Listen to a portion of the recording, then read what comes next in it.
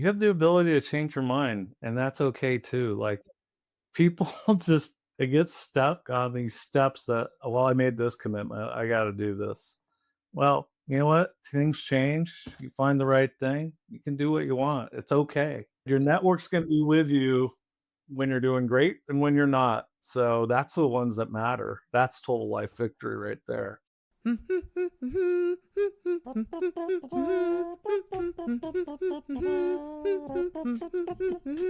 Do, do, do, do, do. Welcome to the Friends with Benefits podcast, an Arcadia production. This is the show all about how to grow in business, lead with purpose, and live with intention. We're your co-hosting couple. I'm Jason. And I'm Sam. Welcome to the show, friends. So, if you're in the partnership space, you definitely have heard of today's guest. He is one of the most well-respected, successful. He has run partnership programs we all aspire to lead. But furthermore, Yeah, I think what inspired this conversation was a lunch that he and I had last time I was in San Francisco. We talked a lot about the programs he's ran, was building, but more importantly, we got into like some of his leadership and lifestyle philosophies. And I was like, wow, like I really want to share this conversation with our guests and bring on the podcast and really talk about like what it means to like build a life that you aspire to and get into some stuff that I think everyone should think about outside of work. it was an awesome conversation. So, without further ado, Mr. Rob Moyer. Hello, our fellow friends of the podcast. Hello, hello. It is cruising into holiday season. So, we got that kind of thing going on over here. I'm already in the holiday spirit, Christmas spirit. It's kind of early. I don't think Sam's quite tracking, but I'm feeling it, man. He's ready to put up the tree, but that's a hard stop for me. Yeah. We got to get through Thanksgiving and all that first. I'm ready. I don't know why, but it just feels like it's time. But anyway, speaking of gifts, we've got a real gift for you today. See what I did there? That was a pretty good transition. That was pretty good. I got my friend Rob. You've probably already seen the thumbnail and you're listening to it because he's here. But if you don't know Rob, he's a very, very special person in this partnership world that we exist in, now startup world. But Rob's built some of the most admired partner programs in tech. Like his Rolodex of success is we all want it. But after getting to know Rob, like I think what's really interesting to me isn't how he's scaled programs, but more so like how he scales people. His take on that and his life and how he lives and what he's after is something we can all strive to do. So today we're going to unpack a little bit about how systems thinking meets soul, which if you know Sam and I, it's the kind of leadership that we believe wins in both business and in life. So please, ladies and gentlemen, welcome Rob Moyer to your ears. Woohoo! What's I'm happening, here. Rob? I just want to know which albums are showing up because that's kind of like I didn't switch them out before this one, but I can see Yeah. Lincoln Park, and then I'm embarrassed to say, but I don't know what the pink one is. Can you enlighten me? of Monster and Men. Although they have a new Okay. We are fans. Do you switch them out for every other day, like for all the different video calls? No, Like, what's the- about once a month. Like I will tailor, like I'll put my cranberries if I'm talking to somebody in Dublin. I like to switch it up a little bit. It's my talking piece. I I love love it. that. Do you is one of the albums like your just go to all the time? It's really mood driven. Like I got a little bit of Smiths because my kids got into the Smiths. Nice. That's like my vibe. My adult kids. My daughter, for her college graduation, took me to Outside Lands because that was her thing. Concerts. So it's a very important part of my life because it's my connection to my adult kids. I love that. That's so great. Music is That such a is great so connection. great. We have a 6 and 4-year-old and we talk a lot about that, like getting them introduced to music from playing it to Sam is really good about keeping music playing in the house. So, that's a big one for us as well. But Love it. right on. Let's jump right into the fun stuff, right? Let's talk a little bit about some of the frameworks from your partner operating models and your partner GTM engineer playbooks, and that can help us better dig into how your leadership differs from those that are out there. And before we jump in, if you're not following Rob on LinkedIn, got to give him a follow. He's starting a thing called Blue Thread. He's got some GPTs that he's built, and I've got to say I've become a mega fan of the Blue Thread GPT. use it quite a bit. It's loaded with everything you could want, and it's like tapping into Rob's head. I tried to ask the GPT to give me some dirt on Rob, and it wouldn't give it to me. So I need to upload some more of that stuff. So Rob, you've said before that most partner programs don't fail on vision, right? They fail on operating systems. Yeah. So I want to tap into like when you came into Gong, like what was missing or broken, confusing or whatever, and how did you design for scale instead of chaos? Yeah, and I'll go back in time a little bit because it gave me the confidence to continue this path, whether I was in a startup or scale. I was fortunate. One of my mentors was the CEO of Cinex, and we had a scale business. I ran a $100 million business that I scaled up to over $1 billion, and it was ironic that when I came to Gong, I had the same kind of observation as everybody's quick to try a little of everything. And my mentor told me, Rob, you can only accomplish 3 things in a year because anything out over that is foolish. You'll never get there because you just never get to project 5 or 6 all in. So he always forced me to refine my focus, which I did. And so when I came over to Gone, I had to be honest, I failed the first 6 months because I kind of was buying into, well, it's startup, so the world's So different, much blah, to blah, blah. do. Exactly. And then I quickly realized like we're not focused. So we had to get hyper focused and we had to really narrow our focus. We had a couple hundred partners. We really had no business and we just narrowed it down to 50. And I said, let's focus. And so kind of my theme all along is this hyper focus. And then that gets into this, like there are 2 types of people, operators and executors. Well, in order to be an operator, you need to be so focused that you can execute. That's my philosophy, and that's kind of what I talk about and how I teach with my clients. I'm sure the answer is pretty plain, but when you looked at 100 partners and they said you got to get, or you said you got to get focused, like how do you set that line to like focus on or focus on later or not now? Yeah, so it's like getting in the weeds. I'm the most important skill in partnerships is math. And so what I do is That's Oh, a hot take. yeah. Well, it is because, when you think about it, I force all my teams to break down their portfolio, all the way down to how many customers does each partner have? How many do you think you can penetrate? If you got them to deal reg, how many can you get deal reg? What's your win rate to MQL to SQL? And then you put in your average deal size, and then you have your basic math. And I'm maniacal about this because it forces you to think about where am I spending my time? Because on one hand, you can go, oh, I have these massive customers. But if you're going to get like 0.5 penetration of them, the math might not work better than a partner that has 50 customers that you can penetrate half of them. So math matters. It's just doing your homework. That's actually a really good point. I think about some of the experiences that I've come into, and you kind of look at what's on the board. There's you know 70 agency partners, then there's 70 potential integration partners. So how do you begin to like focus and think about like how to really execute on that when you've got a number? And I think if I'm sure what you saw is that the partner team may be trying to chase all 100 of those partners and only effectively penetrating like 0.01% of them. Yeah, it's true because there's this natural feeling that if you have a good meeting, something's going to happen.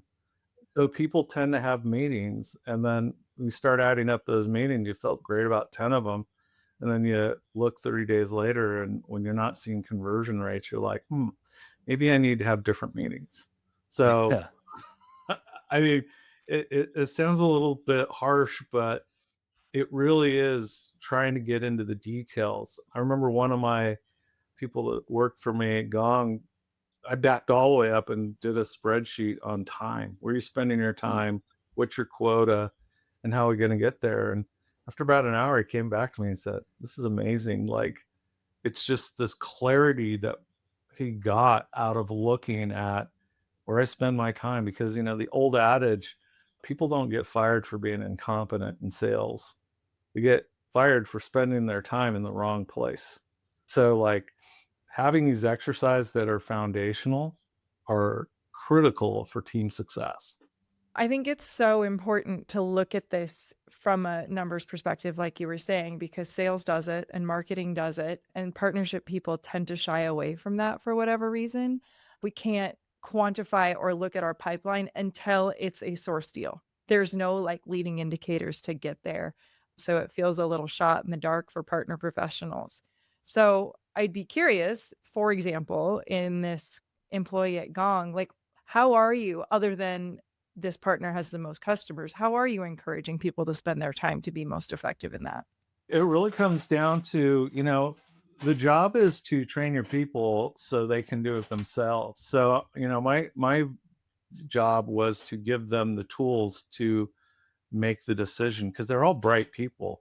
And so, for example, in that case, it was pretty obvious because once you start writing it down, the math does play out. And I don't want to overuse that word in this conversation, but you start looking at, here's the potential of my partners, here's where I'm spending my time, and here's my target. It's not aligning, and I don't have to tell them at that point. The spreadsheet will tell them because they're like, ooh, maybe I need to spend a little bit more time recruiting partners, or maybe these partners are really not gonna deliver. It's not that you're gonna cut them off, you're just gonna spend less time. I mean, we're all in business to make things happen. And my job as a leader is to teach the people how to get there, how to create their own decisions, because what I find is most people have it in them. They've just never been given the tools or the training to really use it in this way. It's like, to your point, Direct has all these systems from MQL to SQL, SDRs to AEs, all that. Partnerships tend to be vague across the board. So everything I do is around structure, attribution, time, where you're out in the funnel, because some partners are top of funnel, some partners are middle of funnel, and some partners are bottom of funnel and post. And I want the teams to always know where their partners fit in that value chain. And a lot of these exercises focuses on that. The exercises kind of make me think of calorie tracking. Not that I do a Yeah, whole it's lot of not that, but working if for me, but I wear black to overcompensate. We all are, for what it's worth. I can't say I've ever, yeah, we all have on the Friends of Benefits podcast uniform today, so appreciate that because none of us are calorie tracking. But reminds me of kind of what you're talking about, like how you track everything that you're doing so that you can, you know, optimize the body for its performance, right? To lose weight or to gain muscle or to do whatever. So kind of doing the same thing and tracking time, effort, and energy that you put into the program and how it's going to grow as a result. How was the leadership's take on your approach coming in and wanting to kind of scale back on the amount of partners you were actually focusing on and trying to get more, strategic in that initiative? Well, yeah, I'll give you a couple different answers because I know most people know me for Gong, kind of in this crowd, but I've done it both. At Gong, it was pretty simple. We didn't really have business, so just moving us forward off from 0 to 1 is very hard, and I did it in 5 different flywheels, so it was very well received. In other roles, it was actually harder in scale because in the bigger businesses that are established, they're a little bit more risk adverse. And what I found is it came down to the same thing. It's like you got to build a system. At the end of the day, I think we were talking about this, pre-call. It's about the people, and so you have to put in a system. People want to learn. People want to be a part of a system, and when it works, I used to tell every employee that ever worked for me is like, give me 18 months, learn the system, and you're going to be great the rest of your career, and I'll help you the rest of your career. But trust me, like there is a process and a system for you to be successful, and I think that's part of my philosophy. It not only at Gong, it was at Cenex, it was at Microsoft. Same thing. So a lot of times partner teams, we've seen it for the past several years, they're cut or they're given way less resources because they can't quantify or justify the work they're doing. You're talking about it's simple math. If you run up against a CRO, which I'm sure you have in your career, that doesn't quite get partnerships, how do you explain to him what partnerships does in a way that gets them on board and, they're on the game at this point? Yeah. So I think there's two things you do. You have you have to learn their language. So I start with the customer, and then I break down what are we trying to accomplish, and I'll, put it everything from top of funnel, middle of funnel, and bottom of funnel once again, because there is a value chain of where partners play. I never promise that partners do everything. The second thing I do, and we're in sales, and I use this quite a bit in my consulting agency, is like, hey, show them the work, show them where others are ahead of them, because no companies have scaled to $1 billion without partnerships. And it's just a matter of, where are you going to start? Are you going to be the one that creates this accelerator? And then the final thing I focus on is, don't expect partnerships to win if you consider them an expense center.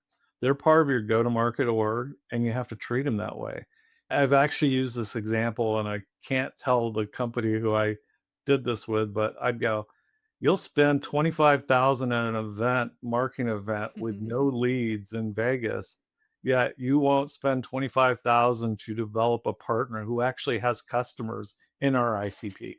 So I think you have to talk to them in their language. I think you have to be very factual, and I think you have to cast a vision. The key here, and I think this is where your question comes from, is I see a lot of partnerships. You got about 18 months to prove yourself. And I think it's like, gets back to my notion, less is more. They try to over promise. And then when things don't work, they're constantly trying to back their promise, where I'm like, I'm going to only promise one or two things and try to deliver. And if it doesn't work, I'm going to iterate very fast, like this agile methodology for partnerships. Like, I'm close, but not there. And I'll just keep changing and keep iterating until I get there. And I think that's what people have to do. It's kind of peel the onion back and focus, focus, focus. I feel like I'm over repeating a lot, but No, I particularly like your point about speaking in their language. We, at our Arcadia experience last year, we had our friend Sangram Vajre there to speak, and we had went down this track or this topic around like partnerships in particular. We sit in the middle of all these different teams, as you know, right? And I think our primary job is to translate the problem of each department we sent in the middle of back into their language. Like, we have to hear what CS is struggling with, because it's going to be different than what product is struggling with, and sales and marketing, right? We hear their problems, and we know, how we hold the answer, but we have to translate that back to them in a language that they understand. I thought that was a really good point that for Sangram to bring up and make, because like, I've been guilty of like, hey, this is, my partner spiel, right? I'm just going to spew it out, and you're going to, drop to a knee and kiss the ring. And they look back at me, they're like, what the heck are you talking about? Right. And to your point, like, I failed to translate it back into a way that it made sense to them. And I think a lot of folks in partnership tend to miss out on the need to really accurately communicate that back to the teams they work with.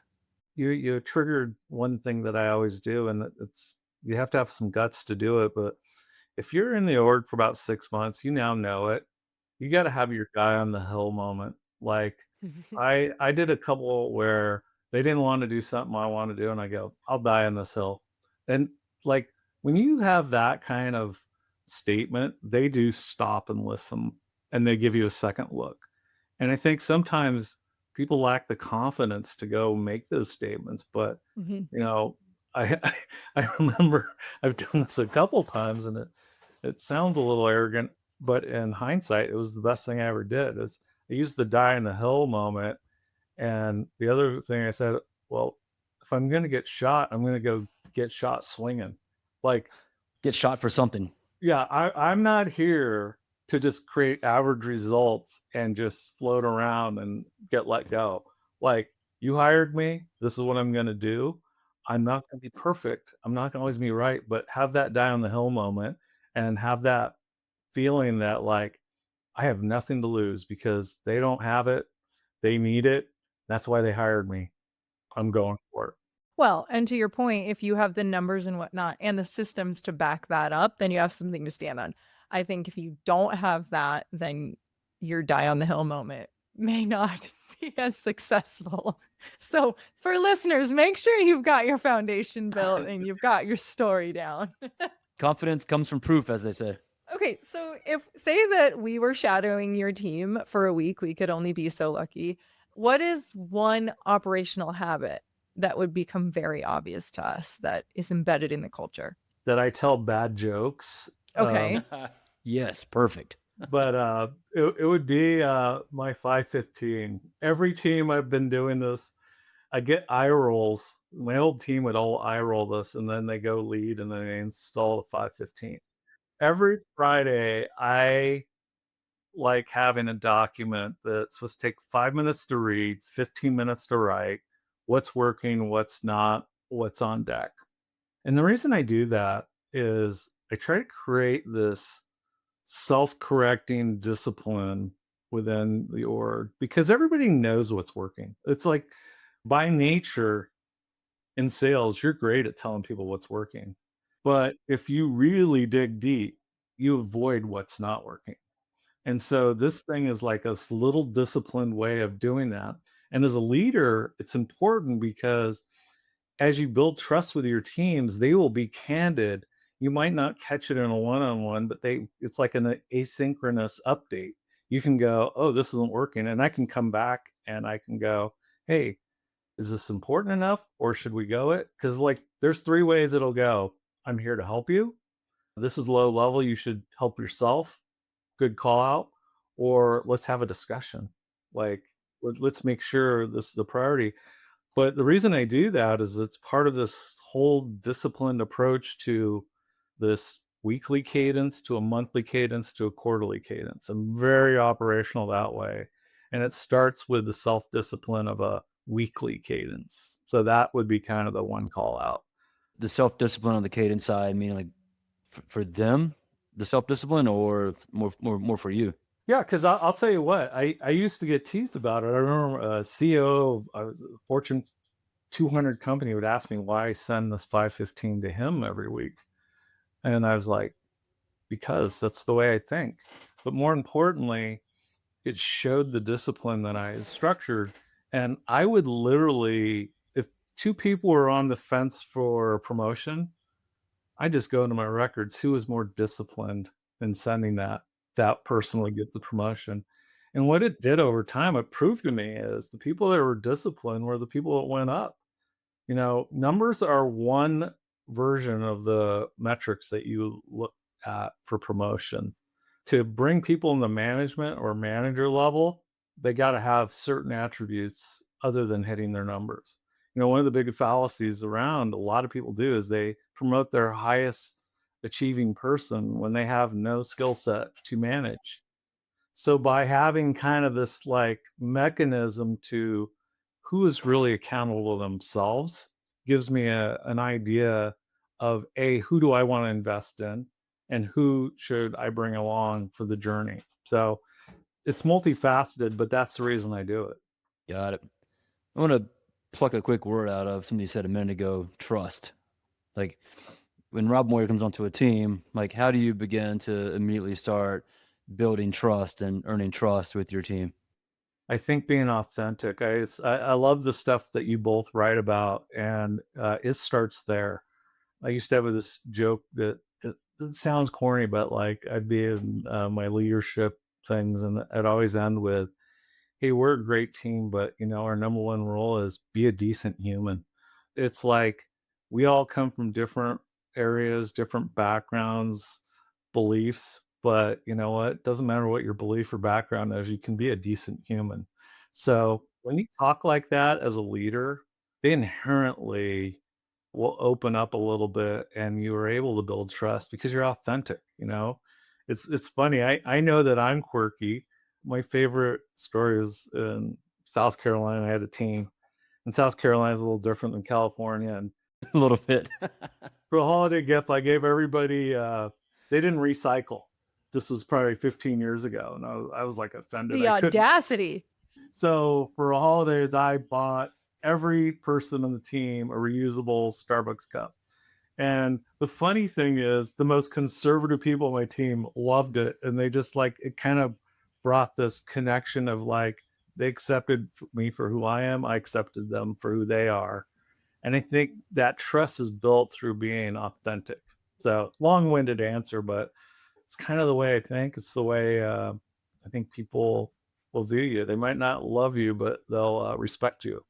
I think that paired with I love your 515, creating a cadence of communication is also super important. And I think that might be an underlying foundation of that 515 that's really special. Like a lot of leaders just wait for the one on one. And then there's so much pressure built up in that you can't get beneath surface level in 1 week or 1 hour once a week, you know? You were spot on because sometimes the one-on-ones become kind of like we've got fire drills on both sides and we don't get time to connect where, if you have a 515, I can definitely see something's going on and I can either do the praise or I can do the, hey, let's talk about it. But it's the asynchronous communication vehicle. And what I loved about it is, like I said, people would like take that and they just implement it on their teams. They would start doing it as they went through in their careers. And it's just a great way to communicate with your teams. Because, when I do a lot of my consulting or talk to a lot of companies, one of the biggest red flags I get is that people are actually they're taking their feedback. That's a common theme right now, especially in this world. Like, you'll go in and on the employee surveys, it's like management doesn't hear us, blah blah blah. So it's like if you can do it at the ground level, that's a good way of creating this two-way dialogue. For sure. And you just mentioned it too, but especially in a virtual world, having like an open door policy or whatever, that doesn't exist anymore. And so this is a beautiful way to create that constant. And then they feel like they have stake in the game. They're, leading in. So I think it's really spot on. With the advent of AI, how do you see your leadership changing in this new world of AI, if at all? Now, I don't see it changing leadership. I see it changing things like measurement or output. When I think about leadership, I still think it's very personal. Because all AI is going to do is probably put a little bit of a hole in the middle class. Like smart people with AI are going to just produce way more than normal. And people that are not using it are probably going to sink a little bit. But it doesn't change the dynamic that you want to bring your team along for the ride. And so I view it as it's a point in time. The one thing I love about AI is this does get rid of the mundane task. I'm in the camp that I think of it this way, as simple as AI. There's never been anything in the history of the world that consolidates information as fast as AI, but it still needs human discernment on understanding how to use it. So maybe I'll coach a little different on discernment, but it doesn't change like the attributes you look for people that are going to be great with you. And so AI is just another productivity tool, and people that embrace it are going to probably do better than the people that don't. And you know what? And I have the right to change my mind in a year as this evolves. We all do with AI. Nobody knows the answer yet. Yeah, exactly. So, as someone who's now leaning heavily in AI and building repeatable systems and has engineered them, like, what is that one area where you'll still rely on your gut? I think it's discernment. It's kind of funny if you look at the way I write on LinkedIn. I've shared publicly I'm dyslexic, and I did catch a little heat for the M dashes. I try to get rid of them now. We all do. I'm still insecure, but it just also tells me when people call you out, they don't understand the thought process of how you use AI. You have the thought, you just want to get it refined. And my view on this is like, if you notice the way I write a little bit counterintuitive to people because I've seen what works as an operator, and I tend to think sometimes we'll all rally to the echo chamber. And what I have learned in life, the echo chamber only gets you to average. Exceptional performance, you have to do something different You have to kind of zig when others zag, but you have to do it thoughtfully. So I look at it as all it does is speeds up my process of evaluating next steps. That's where I use AI. It's like this motion of brainstorming, but ultimately I kind of go against the grain because like the word, like my special skill is I'm curious. And when you're curious with some facts, you can be dangerous. So it's like, how do I use it to benefit the next step? Not, I don't care about next year. I care about this year. What am I doing this year to execute? That's a very good description of like viewing AI, and I kind of resonate with a lot of that. But I got to highlight the echo chamber is only get you to average. So that is that's a strong, powerful statement. I love that. Get a little hate on the back end of that, but So true, though. It's fantastic. It's so good. I was looking for my pen to write that down. Don't worry, this is recorded. Yeah. Yeah, you know, no, you know what though? I hate to say it, but it's kind of almost like how we develop a relationship. It started online. We understand each other's point of view, and over time we go, yeah, I understand that. And then it's like the nuances of how we execute differently. There's no right or wrong answer, but it feeds more thought process into how you execute. I love some of the stuff you all talk about, and it's probably what I've been saying resonates for you as well. Otherwise, you wouldn't have called me. So yeah. it's that's how it works. Not every person you follow online has a particular take that's important, but there's some that like if I want a certain topic, there's certain people I follow. I just sent a note to one of the influencers. I go, man, you don't know how you influenced me. It wasn't about your take on sales. It was on your approach to your social media. Yeah. Love that. Like I literally was studying her approach rather than what she was saying as her practical advice, if that makes sense. Absolutely. And you're right. Like that's kind of what led us here, right? So the last time I was out in the Bay Area, we sat down and had lunch, right? And you kind of took me down this track of what you called total life victory, right? The Yes. idea of winning in every arena. I thought that was so good that I actually wrote it down. I think I may have texted or called Sam, and I was like, "We got to get Rob on the podcast talk about this," because I loved how you were breaking that down. So like, tell us like how you define that total life victory for yourself, and like break that down for us.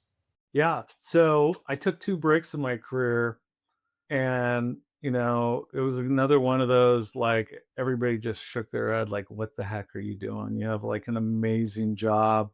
And I know one of them was, my kids are everything to me. Like, we were joking about it on the front end of this about connection music, but a mentor of mine told me, "You only have one shot at raising your kids."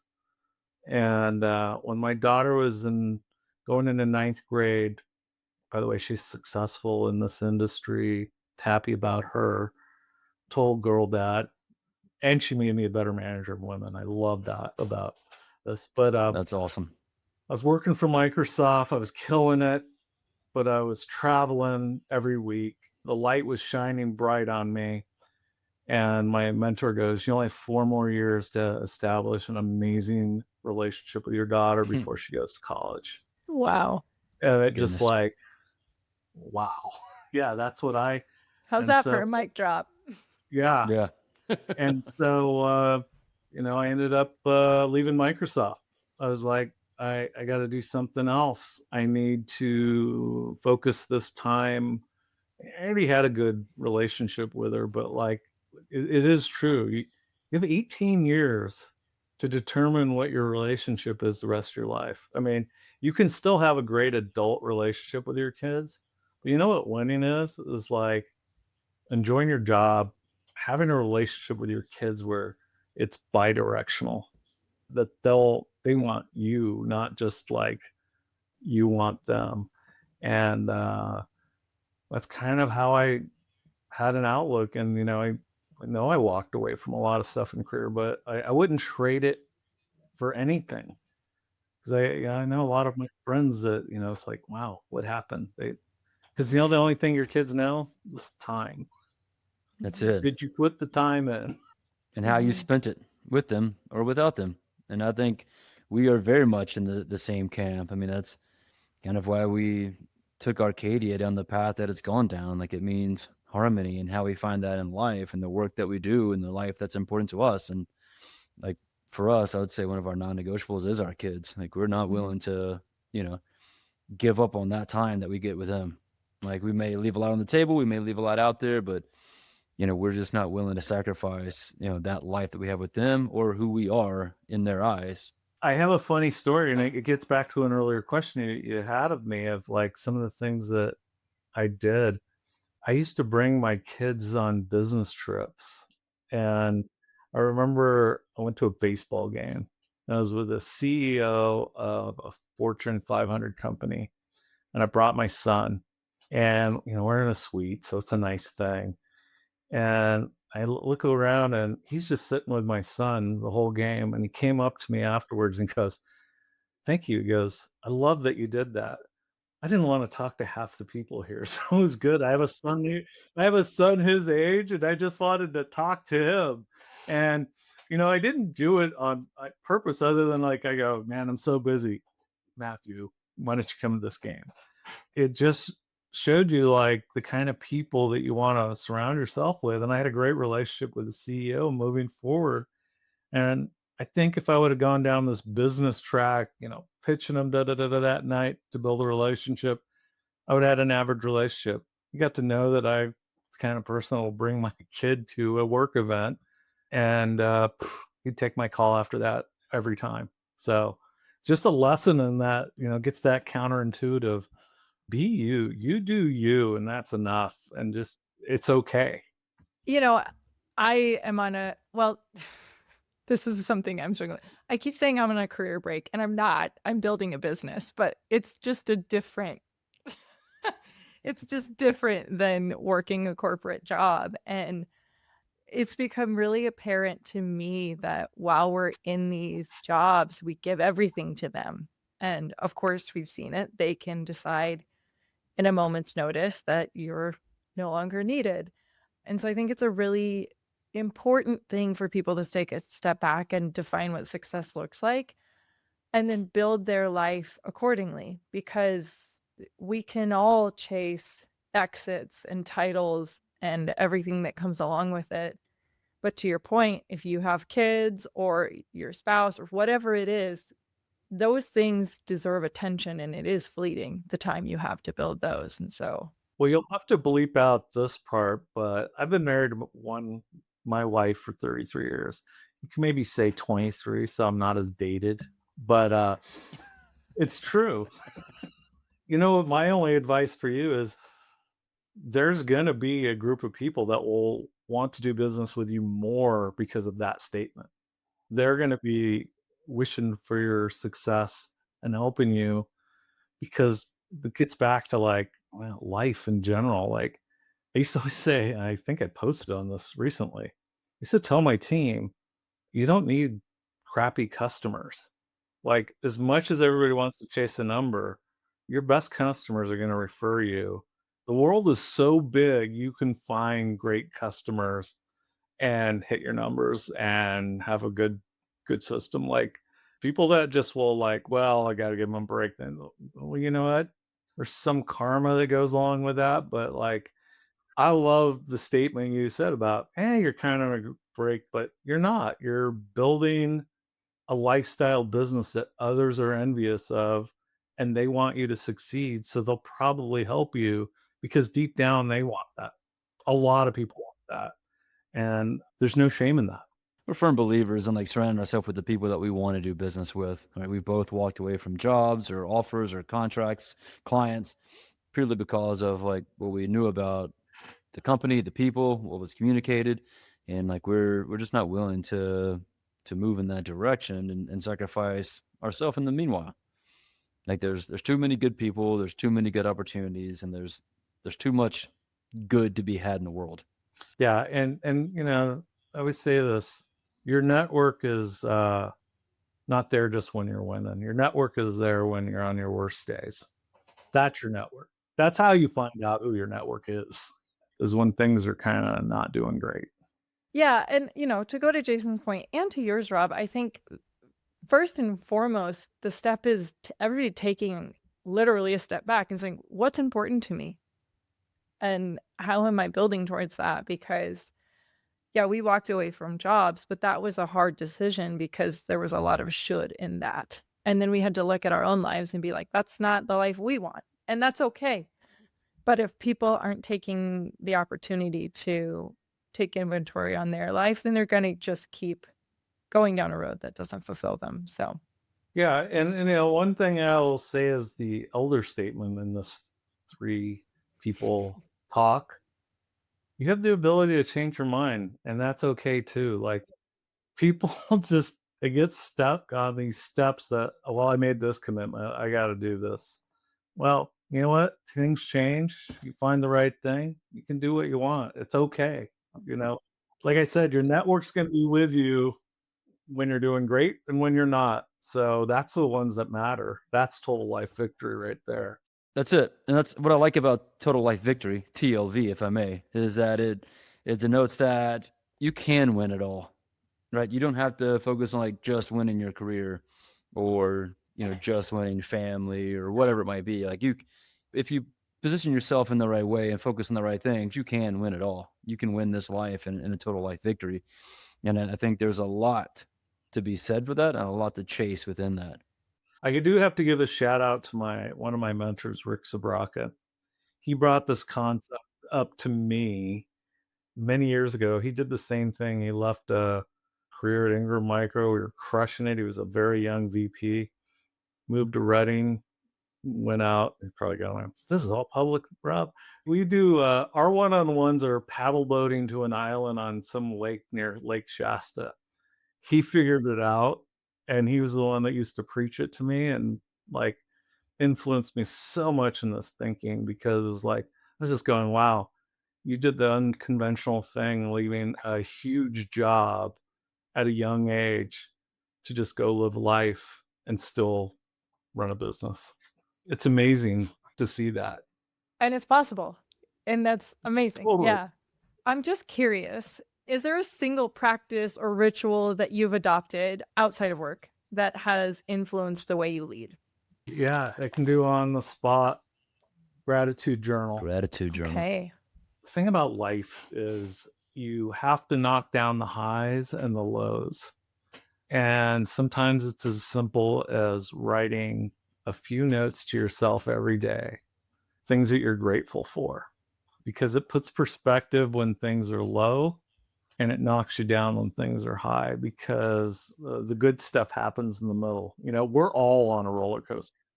There's no getting off this roller coaster, but it's like having a bit of a daily reminder is a big deal, and it sets you back on track. The second thing, which is going to sound hokey, but I think you can relate being in Montana, is just getting outside. like, Yeah, like that's we get so caught up in life. There's nothing like maybe put your phone on do not disturb, listen to music, and go on a walk in nature. That sets you up for success. And guess what? You treat people much better after you do these practices. And that kind of leads to this better, you know, you want to manage when you're the best version of yourself, not necessarily the worst, although that happens at times. But that's really the goal. And if you have awareness of when you're your best and your worst, at least you can come to the table with that. And I think that's a huge step in the right direction. That's why I like to write it down. By the way, I don't just put gratitudes. I put, when you get wins, just being thankful, grateful for that win. You may have grinded it out, but it's like there's just something about doing that. Yeah, no, I love that. I've recently started doing some gratitude, maybe call it meditation. I haven't started writing them down yet, but trying to just keep myself centered around like what's good right now and how do we stay in that moment and stay present around it. So glad to hear that's the one thing that you stay centered on. Yeah, I have a good short story, and we're almost out of time. But one of my goals in life, I climbed Mount Whitney, which was the highest peak in the lower 48. 48. Okay. Yeah. And I was going back. Congratulations. Thank you. But this guy about 75, he's way like just he kept passing me, and I was like struggling, and the guy just kept going, small steps, small breaths, you'll get there. He said this to me like 5 times. You were like, shut up. This is hard. I know, exactly. But you know what? I started using that when I'd get stressed in life. I just had to say that because you were talking about meditating. And sometimes it's about slowing your mind down, taking smaller breaths, and being grounded. And that, like, it sounds hokey, but it works so well. So, No, that's so good. Love That's it. so good. So we're gonna bring it home here. You've built systems at scale. You've scaled people. You've done all the good things. You're taking some breaks. You know, now seeing you talk about scaling life and building this company and sharing all of your knowledge on LinkedIn. So if the next chapter of Rob were titled like one of your frameworks, what would you call it? be the CEO of yourself. Like, just keep it simple. You don't have to live anyone else's life other than your own. you know Scale what matters most. yeah, exactly. Okay. Okay. I'm available for hire for those of you who are looking. I'm just kidding. Rob, this has been fantastic, man. I greatly appreciate you joining us today and sharing some of your knowledge and thoughts and total life victory, all those things. You're a gem of a human, and I'm grateful to call you a friend now. So thank you for joining us. No, thank you for having me, and I'm just going to be cheering your journey the whole way. I think you are two fantastic people that have figured it out early enough life to make an impact, and just encourage you to keep taking that journey. Well, the same for you, Rob. We're cheering you on however we can. All right. Thank you. Thanks, friends. We'll see you next time. Go follow Rob on LinkedIn, and we appreciate you. Be great. See y'all.